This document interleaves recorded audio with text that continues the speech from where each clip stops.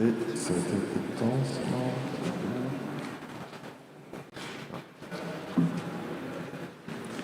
Non, ça marche pas là.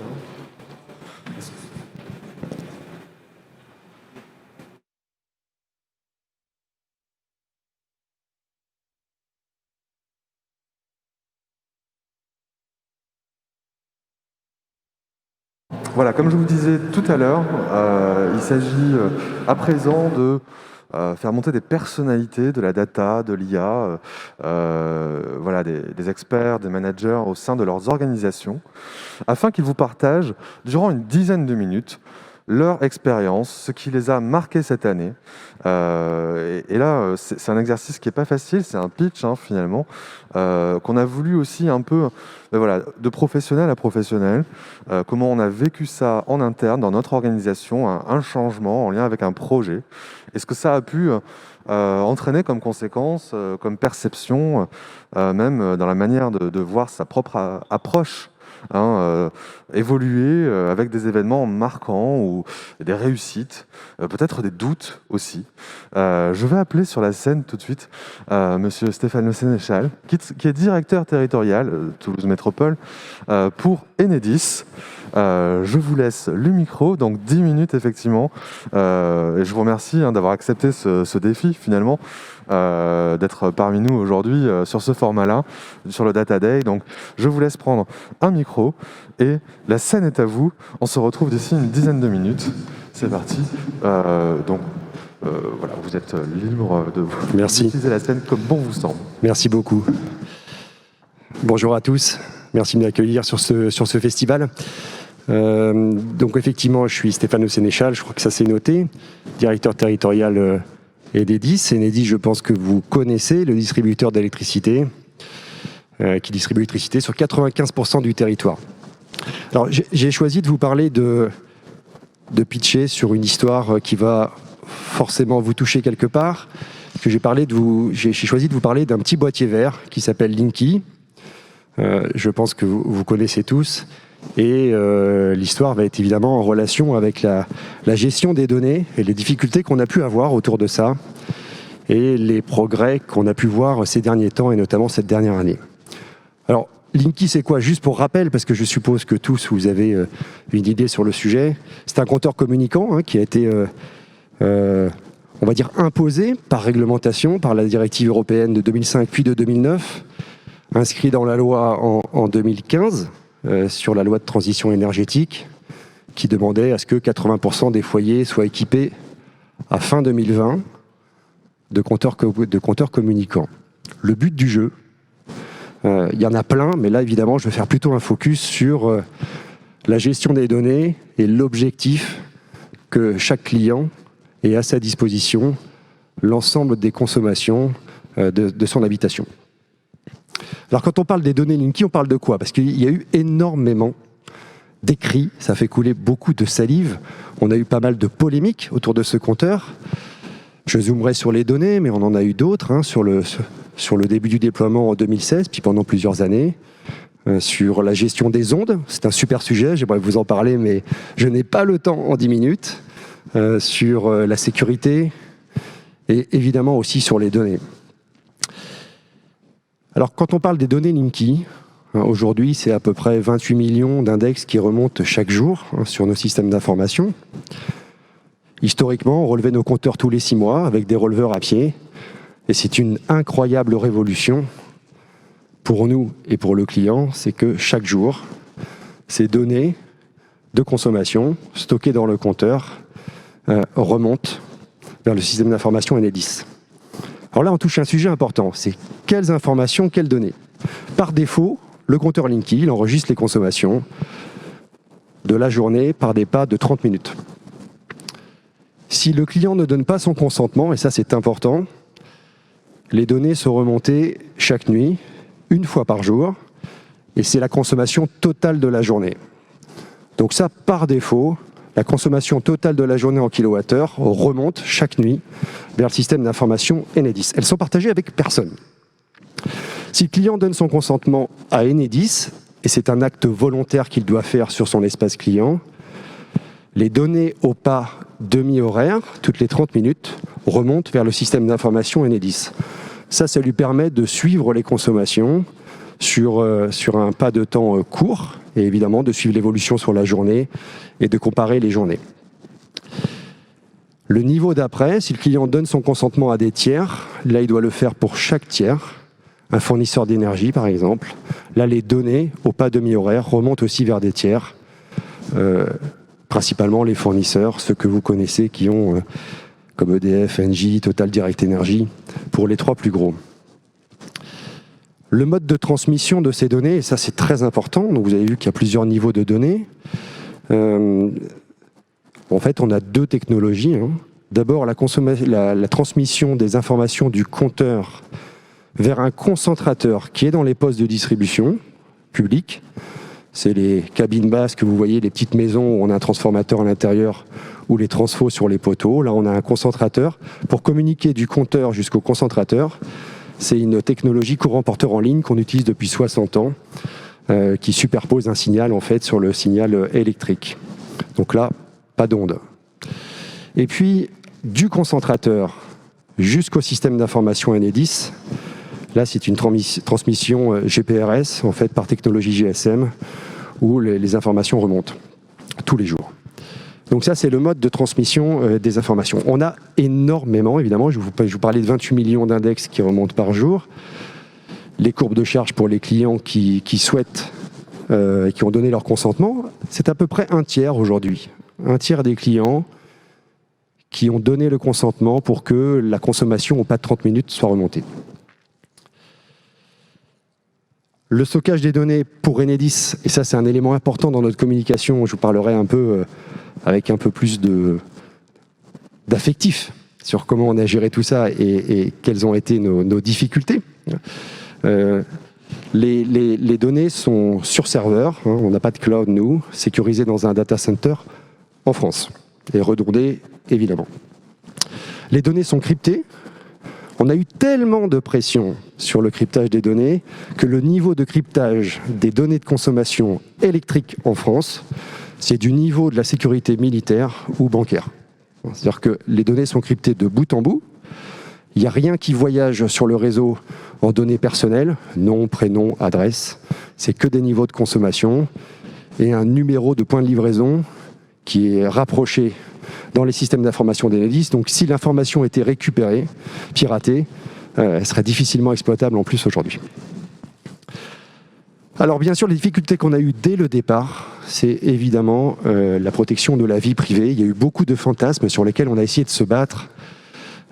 Notamment le premier, c'est un peu la vision Big Brother, c'est-à-dire avec la remontée des informations de consommation, on va pouvoir voir à quel moment je prends ma douche, à quel moment je mets le chauffage, à quel moment je mets le chauffage électrique, à quel moment je suis chez moi. Comme je vous l'ai expliqué, ça c'était compliqué à contrer puisque il faut rentrer un peu dans la technique et comprendre que les niveaux de consommation sont globaux. Donc pour nous, il est impossible de savoir quel est l'appareil qui se met en marche sur une heure de la journée. C'est juste de la consommation globale.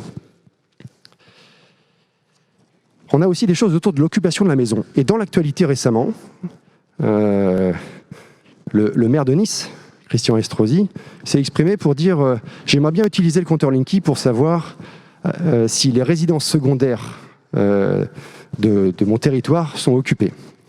Techniquement, c'est possible, effectivement, puisque le compteur Linky remonte les informations, on peut savoir là où ça ne consomme pas ou là où ça consomme peu. Évidemment, on n'a donné aucune suite. On n'a pas eu de demande officielle d'ailleurs du maire de Nice, mais on n'a donné aucune suite, on n'aurait donné aucune suite à ça. Impossible de transmettre à des tiers des données, et je pense que là on est dans un sujet très important, qui appartiennent au client final. Ça c'est le point de départ. Les données de consommation appartiennent aux clients. Donc c'est là-dessus qu'on a beaucoup communiqué. Pour qu'elles sortent de la sphère privée, il faut le consentement du client. Alors après, quand on est une grande boîte et qu'on se défend sur ces sujets-là, mais on est le plus mal placé. C'est ce qu'on a vécu pendant 3 ans. C'est qu'à chaque fois qu'on se défendait, on s'enfonçait un peu plus. Quelle stratégie on a utilisée pour inverser un peu la tendance ?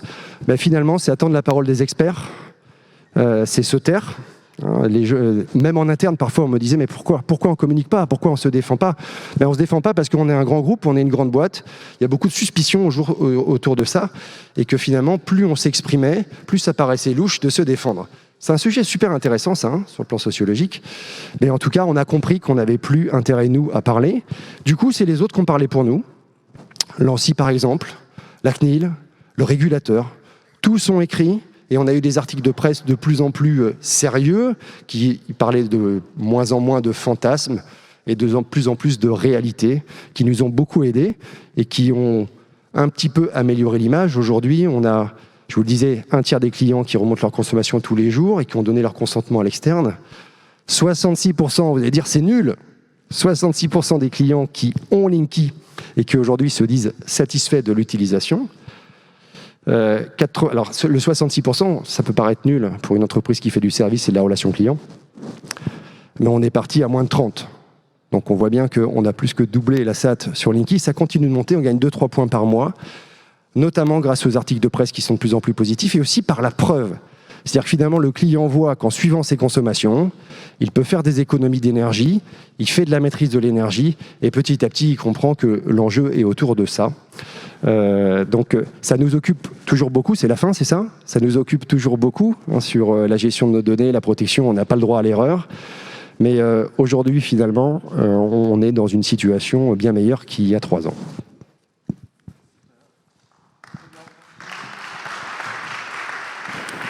Merci beaucoup. Une expérience réussie. C'est vrai que c'est un tour de force après les démarrages difficiles sur Linky. On voit bien aujourd'hui que quand même le sujet est davantage accepté, peut-être par le service rendu qu'il y a derrière. Donc, merci encore, monsieur le Sénéchal. On va à présent passer au deuxième intervenant à qui j'ai confié la diapositive, la télécommande de diapositive. Il s'agit de Stéphane Grasse, qui travaille sur la business intelligence et aussi qui est Big Data Manager chez Air France KLM. Veuillez l'accueillir. Merci beaucoup. Donc, bonjour à tous. Je vous laisse donc pareillement, dizaine de minutes. Vous avez des slides. La scène est à vous. C'est un marathon de 10 minutes. Merci beaucoup, merci de m'accueillir. Donc je m'appelle Stéphane Gras, je suis le manager des équipes de data engineering au sein d'Air France KLM. Donc mon équipe est répartie au sein de la direction de l'informatique entre les sites de Toulouse, Paris et Amsterdam. Je vais vous parler aujourd'hui du projet Next. Comme mon collègue d'Enedis, on est aussi une grande entreprise de service et quand on est une grande entreprise de service, c'est important de connaître le retour de ses clients. Et donc le projet Next, c'est un projet pour traquer, oh là, la mise en page n'est pas terrible, pour traquer l'expérience client sur nos vols. Alors on est parti d'un point de départ où en fait on se rend compte que des données, aujourd'hui, on en a même beaucoup. Et on en a de manière non cohérente. C'est-à-dire qu'on a des données qui ne sont pas rapprochées, des données qui sont utilisées par différentes équipes et on n'a pas de cohérence entre ces données. Donc le point de départ du projet Next, de calcul de l'expérience client, ça a été de se dire aujourd'hui, on sollicite déjà le client avec différents outils, avec Rate Your Flight, avec eScore, avec Quality Observer, qui ont été mis en place, qui par la direction du marketing, qui par la direction de l'exploitation sol, qui par la direction des opérations aériennes, et qui vont solliciter le client de manière désordonnée, avec des buts différents, et avec des données, des triggers, des panels de clients qui sont différents. Le point de départ donc, de ce projet, ça a été de se dire, on va faire un projet transverse à l'entreprise, avec une sollicitation du client unique, avec un panel maîtrisé et avec une temporalité qui sera aussi maîtrisée. Donc les enjeux principaux, le premier enjeu que j'ai mentionné, c'est la partie real-time. C'est extrêmement important de pouvoir répondre rapidement si on a un problème avec un aéroport, avec un vol donné, de pouvoir répondre rapidement et avoir un retour de nos clients sur leur expérience à cet aéroport ou lors de ce vol. Le deuxième point qui était essentiel, c'était d'avoir un panel de clients qu'on maîtrise. Quand on envoie un sondage, on a un partenaire qui fait ça. C'est pas le métier d'Air France KLM de réaliser des sondages, donc on a demandé à un partenaire de les réaliser pour nous. On transmet au partenaire le contact des clients du panel que l'on souhaite interroger.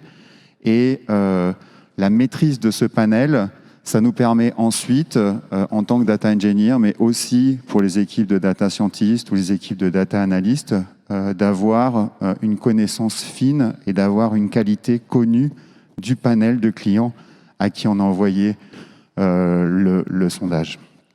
Le troisième point, et mon collègue d'Enedis l'a mentionné tout à l'heure, c'est qu'on est aussi une grande entreprise française, Air France.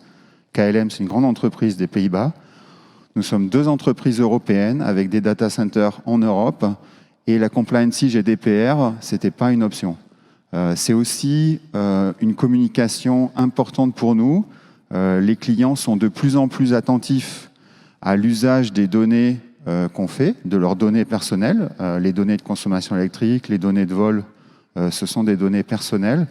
Et c'était donc extrêmement important, et même, encore une fois, pas une option, que l'on soit GDPR compliant, évidemment, dès le début du projet. Ensuite, en termes d'utilisation, je disais tout à l'heure que ces sondages sont utilisés par beaucoup de directions dans l'entreprise. Et donc, il faut qu'on ait en fait la capacité, alors j'ai mis dashboarding et user-friendliness, d'avoir d'une part pour le client la capacité facilement de répondre au sondage. Hein. Le client, il vient de faire son vol, il ne veut pas passer demi-heure à répondre à 50 questions sur le sondage. Donc il faut que l'interface qu'on va lui donner, les questions qu'on lui pose, soient bien posées, que ça lui prenne 2 minutes et puis qu'il puisse s'exprimer. Et puis aussi en interne, que les résultats des sondages soient facilement exploitables et que on ait évidemment du dashboarding pour que les data analysts puissent utiliser, et puis après on a un accès aux données pour les data scientists. J'ai mentionné orchestration et Customer Journey Measurement. En fait, on a décrit donc la manière et le timing auquel on veut envoyer les sondages. Juste une petite expérience qui vous est peut-être arrivée, mais avant, dans nos envois de sondage, on avait par exemple un trigger qui était l'heure estimée d'arrivée. Il est extrêmement désagréable pour un client dont le vol a été retardé de 12 heures, par exemple, qui faisait Toulouse-Paris, de recevoir, alors qu'il est toujours à Paris, de recevoir un sondage sur son expérience du vol. Donc ça nous arrivait. Et la maîtrise de ces aléas-là et la maîtrise du trigger d'envoi du sondage, c'était aussi une grosse plus-value du projet Next, parce que évidemment, le client qui subit un aléa, il peut comprendre que cet aléa arrive et que Air France KLM traite cet aléa. Par contre, il ne faut pas ajouter de la maladresse à cet aléa. Alors ensuite, moi je suis quelqu'un de l'IT, hein, donc j'ai mis un petit schéma d'architecture. Ce schéma d'architecture, il a pas grand intérêt en dehors de l'IT. Le message que je voulais passer, c'était de dire que quand on fait un use case data, je pense que dans les 2 dernières années, on a vu une évolution des use case data avec au début des use cases assez silotés, où on utilise les données assez normées d'un business en particulier. Et on est passé maintenant à des use cases qui sont beaucoup plus transverses, avec l'utilisation de données internes ou externes, et l'utilisation de données très différentes à travers les différentes directions de l'entreprise. Et pour faire ça, il faut qu'on mette en place une gouvernance des données, avec des propriétaires des données qui vont accorder l'accès aux données ou pas. Il faut qu'on mette en place un catalogue de données, parce que avoir beaucoup de données, c'est extrêmement intéressant, mais il faut connaître où est-ce qu'elles sont localisées, quelles sont leurs qualités, quelles sont leurs fraîcheurs, qui en est le propriétaire, à qui on va pouvoir demander d'utiliser ces données ou pas. Et donc, cette transversalité, elle demande aux entreprises vraiment de mettre en place cette gouvernance.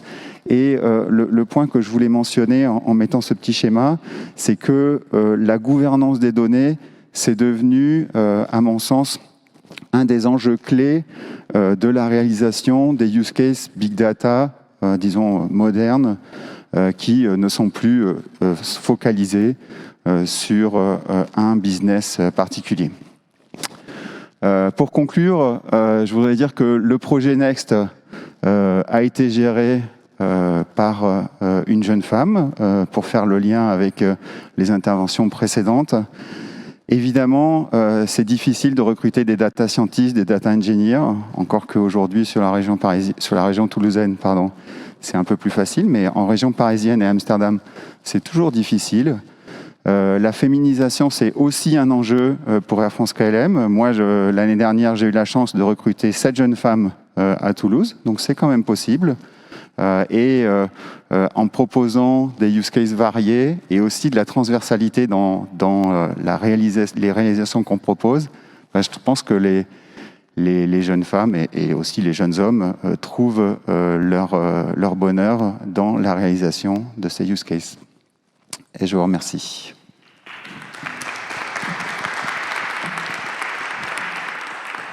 Merci beaucoup. Donc, merci beaucoup pour cette intervention. On va nettoyer aussi la petite cloche. On n'a plus besoin normalement de la truc.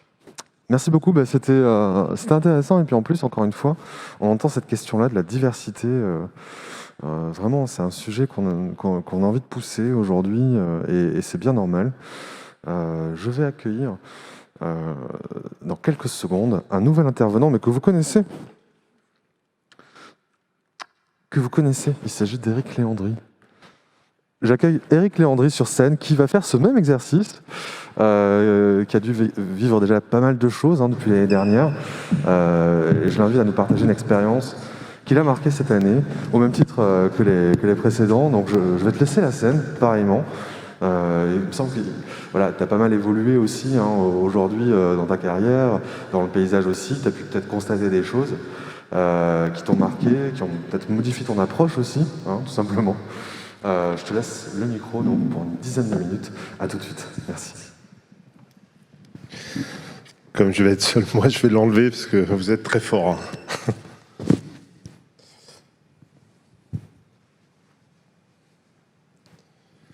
J'avais des slides super propres, mais je vais partir sur autre chose, comme ça.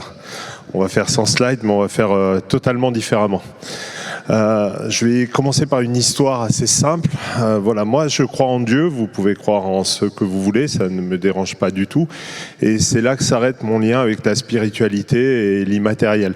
Après, je crois beaucoup en la science, et donc j'aimerais vous parler de cette année, parce que c'est une année qui a été assez étonnante pour moi à plein de niveaux, et j'aimerais qu'on essaye de réatterrir. Parce que j'ai un journal que j'aime bien qui s'appelle Science et Avenir, et j'aimerais bien qu'il ne s'appelle pas demain Magie et Divination. Vous voyez ? Donc je vais vous dire pourquoi je vous dis tout ça. Je vais commencer par un truc assez simple. J'ai l'impression que si on reposait les choses de façon aussi claire que tout à l'heure Monsieur Sénéchal sur comment marche la data, comment les informations sont transmises, comment marche le réseau, comment marche la radio, comment marche la 3G, la 4G, la 5G, comment marchent aujourd'hui les informations qui viennent des satellites, comment d'ailleurs marche le monde, pourquoi la Terre est ronde, oui, il y a des gens qui pensent qu'elle est plate là. J'aimerais bien cette année qu'on revienne sur des choses concrètes, qu'on pose les choses, qu'on essaye d'arrêter de simplifier à l'extrême les informations et qu'au contraire, on essaye d'exposer aux gens les choses simplement. Qu'on arrête de les prendre pour des gogoles, qu'on arrête de nous prendre pour des gogoles, qu'on arrête de croire que personne ne peut rien comprendre, donc il suffit de leur dire les choses simplement et qu'à partir de là, tout va bien.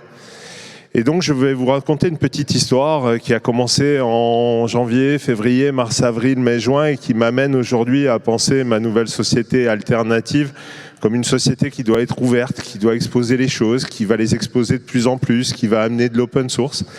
Parce qu'aujourd'hui, je me rends compte qu'on a tellement voulu simplifier qu'on ne sait même plus comment marche Internet. Juste Internet. C'est le DNS, certains ne savent pas ce que c'est. Et là, je ne suis pas en train de parler du grand public qui peut considérer que le domain name server, c'est serveur qui vous donne l'endroit où se trouvent les sites Internet où vous voulez aller. Le domain name, c'est ces annuaires qui vous permettent d'aller sur Internet d'un site à un autre, parce que sur Internet, ce sont des IP, ce ne sont pas des noms de domaine, ce n'est pas lamelenumérique.fr qui vous permet d'aller sur le site, c'est tout simplement l'information de où se trouve l'IP de ce serveur. Ben ça, par exemple, je l'ai encore trop simplifié, on pourrait en parler des heures, mais ça, par exemple, 99% des gens ne le savent pas, et là, je parle même des gens qui font du numérique. Et puis, vous avez l'IP, cette façon de se déplacer sur Internet, la façon d'aller justement vers le serveur que vous allez connaître, là, vous allez voir votre site Internet. Ben, les gens ne savent pas que, en fait, vous passez par le plus court chemin sur Internet et que ce chemin peut avoir des gens mal intentionnés au milieu, vous rattraper, récupérer vos informations et tout un tas de choses comme ça. Je pense que même ça, on ne l'a pas. On n'en a pas la connaissance. Et franchement, c'est pas très compliqué. Mais personne ne l'apprend, personne ne le détaille plus comme si c'était clair. Ça l'est pas. Et puis là, vous avez le Covid qui est arrivé. Et avec le Covid, tout le monde s'est mis à avoir des VPN maintenant. Ça y est, le VPN, c'est un mot que les gens connaissent. Ils ne savent pas trop comment ça marche, mais ils connaissent. Puis vous avez des proxys, et puis vous avez la capacité d'aller sur Internet aujourd'hui. Vous en avez tous besoin, on en a tous besoin, et on a besoin d'avoir de la connectivité. Parce que quand vous êtes isolé dans un village de montagne corse et que vous avez besoin d'être là parce que on vous a demandé d'y rester, parce que vous êtes confiné à cause du Covid et que vous n'avez pas de connectivité, moi je peux vous dire que vous êtes seul au monde. Vous avez peut-être l'impression quand vous êtes dans une ville que vous n'avez pas besoin de plus qu'avoir la fibre connectée chez vous, mais moi je peux vous dire que des zones blanches ont besoin d'être couvertes. Je peux aussi vous dire que dans le cas d'un tsunami ou dans une alerte aux populations, il va falloir avoir de la connectivité. Je peux donc vous dire que si on arrêtait de faire de la magie et de la divination, on arrêterait de dire n'importe quoi sur ce que fait la 5G, par exemple.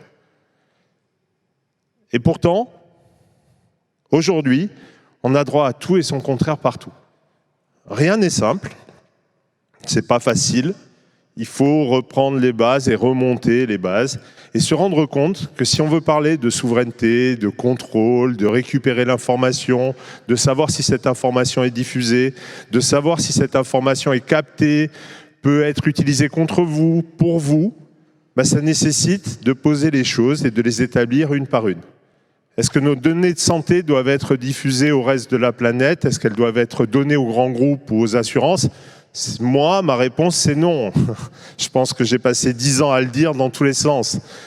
Mais est-ce que, parce que c'est dans un ordinateur qui appartiendrait à un groupe X ou Y, vos données sont donc captées et donc ils ont tout sur vous? Ça aussi, c'est non. Il faut regarder comment c'est fait, qu'est-ce qui est fait, comment c'est capté, comment c'est chiffré, comment c'est remonté. Vous savez ce que c'est la 5G ? C'est jamais qu'un peu plus de ce que fait la 4G, de ce que fait la 3G, mais ce n'est pas de la magie. Ça ne va pas aller beaucoup plus vite pour les gens qui sont dans les zones blanches. Ça va juste aller plus vite que leur ADSL et ça va leur permettre de couvrir plus de distance avec du 20 mégas ou du 100 mégas. Quelqu'un va le dire ? Non, parce que aujourd'hui, est-ce que la 5G, c'est oui ou est-ce que c'est non ? Et puis, on va redescendre, puisque cette année a été une année assez spéciale pour moi, le cell broadcast. Le cell broadcast, c'est cette capacité d'alerter les populations grâce simplement à de l'envoi sur le réseau téléphonique, mais aussi sur la radio, sur la télé, et donc faire des alertes qui permettent d'annoncer à tout le monde qu'il y a un problème dans une zone, qu'il y a par exemple le Covid, qu'il faut aller se faire tester sur la place du village, de le faire de façon bornée, et puis d'alerter aussi si demain matin il y a une attaque terroriste de nouveau, d'alerter les gens, de rester chez eux, de ne pas aller vers tel endroit. Ça, c'est le Cell Broadcast. Ça fait des années qu'on milite pour le Cell Broadcast. Ben, je me suis rendu compte que quand en début d'année, on a dit, s'il vous plaît, pas une application de plus, pas une application de plus qui, de toute façon, là aussi, a des problèmes techniques et technologiques. C'est pas pour l'application, c'est même pas pour la récupération des données. C'est pour des problèmes techniques et technologiques et pour des problèmes liés à l'utilisation de technologies qui ne sont pas faites pour ça, qu'on a demandé de ne pas faire une application de plus et demander le Cell Broadcast. Eh ben, je me rends compte qu'aujourd'hui, on est rentré dans un monde où, quand vous dites quelque chose, c'est soit vous êtes pour, soit vous êtes contre les gens. Soit vous êtes à droite, soit vous êtes à gauche. Soit vous êtes écologiste, soit vous êtes contre l'écologie. De quoi on parle là? De quoi parle-t-on? Non, on est pour des solutions, pour aider les gens, pour protéger vos données, pour vous apporter des vraies solutions, tout en permettant la télémédecine à quelqu'un qui est coincé dans un village où la neige vient de l'empêcher d'aller ailleurs. C'est ça qu'on veut amener. C'est ça qu'on aimerait vous amener, mais de façon ultra sécurisée. C'est pour ça qu'on a fait Alternative. Simplement, est-ce qu'on peut regarder les choses clairement? Est-ce qu'on peut se parler de nouveau? Parce que si on ne peut plus se parler, si on doit dire oui à Stop Covid ou non au Cell Broadcast, ben, moi je ne suis pas d'accord. Ni pour l'un ni pour l'autre. Je dis simplement, regardons ce qui marche, regardons ce qui existe, regardons comment ça marche. Le compteur LinkedIn qui remonte les informations par CPL le long du réseau, ça ne peut pas faire mal à la tête aux gens. Pas les ondes. Cependant, les gens peuvent quand même avoir mal à la tête et ressentir un problème, une gêne, parce que l'humain est complexe. Vous savez, et je vais arrêter là-dessus, sur la radio, vous mettez une antenne radio au-dessus d'un immeuble, la plus grosse possible. Vous savez, vous en prenez une fausse même, vous la configurez, vous la posez au-dessus de votre immeuble et vous ne l'allumez pas parce que de toute façon elle ne marchera même pas. Mais vous pouvez en prendre une vraie, histoire de ne pas prendre les gens pour des idiots, et vous l'éteignez. Elle ne diffuse rien. Vous descendez voir les gens, ils commencent à avoir mal à la tête. Pas tous, certains. Pourquoi ? Parce que l'humain est complexe, peut avoir ses peurs, les projeter, faire tout simplement avoir des réactions vis-à-vis de choses qu'ils estiment leur porter un problème ou un préjudice. Ça se comprend, je le comprends, et il va falloir traiter ça. Mais juste, est-ce que vous savez quel est le plus grand émetteur d'ondes de la planète en ce moment? Parce qu'il va être dur à couper celui-là. C'est le soleil. Alors on fait quoi là? On vit tous à l'ombre. Ça n'empêchera pas les ondes de vous atteindre. C'est, s'il vous plaît, passons à science et avenir. Oublions magie et divination et parlons-nous. Si on ne peut plus se parler, alors allons directement au fait. Qu'est-ce qui marche pas? Et ce qui marche aujourd'hui, c'est le Cell Broadcast. Ce qui marche aujourd'hui, c'est des réseaux ultra sécurisés. Ce qui marche aujourd'hui, c'est votre protection des données. Et je suis très content qu'à la fin, les données de chacun d'entre nous, quand elles remontent, servent à améliorer le réseau et à permettre de prévoir demain l'électrique, et non pas à essayer de savoir si chez nous ou chez vous, vous avez acheté une nouvelle télé plus grande ou plus petite. Ça, je crois à cet avenir-là, et je crois dans un avenir où le droit à la vie privée est mêlé au droit à la sécurité. C'est deux droits, des droits universels des droits de l'homme. J'y crois, je crois aux deux, je crois aux droits de l'homme, et je crois en vous pour se battre là-dessus. Voilà. Donc s'il vous plaît, science et avenir, on se parle et on se respecte. Et puis magie et divination, on fera ça plus tard. Merci beaucoup. Merci beaucoup à toutes et à tous. Merci pour cette intervention brute. Et c'est vrai que ce retour fait redescendre aussi à des choses pragmatiques. Et on le voit, on traite ces choses pragmatiques avec sérieux, avec les acteurs qui sont présents depuis ce matin. pragmatisme et aussi, évidemment, mise en débat, transparence, on l'a dit, sur comment fonctionnent les choses. Je vous propose de prendre 5-10 minutes de pause. Alors attendez, quelle heure il est? Parce que 5-10 minutes, avec notre timing, c'est pas la même chose. On est très minuté ce matin. On va accueillir une table ronde, justement, avec les acteurs publics. Je vais leur demander de s'avancer. On va préparer cela rapidement. Et d'ici 10 minutes, je fixe l'horaire. Donc on se retrouve dans 10 minutes pour commencer cette table ronde avec des acteurs publics. On parle souvent de l'industrie, on parle souvent aussi des différents mondes économiques dans lesquels on utilise la donnée. Ce qu'on dit moins, c'est que l'acteur public, c'est aussi un acteur stratégique qui a des pratiques autour de la donnée qui sont exemplaires et parfois pas assez valorisées. À tout de suite, dans une dizaine de minutes.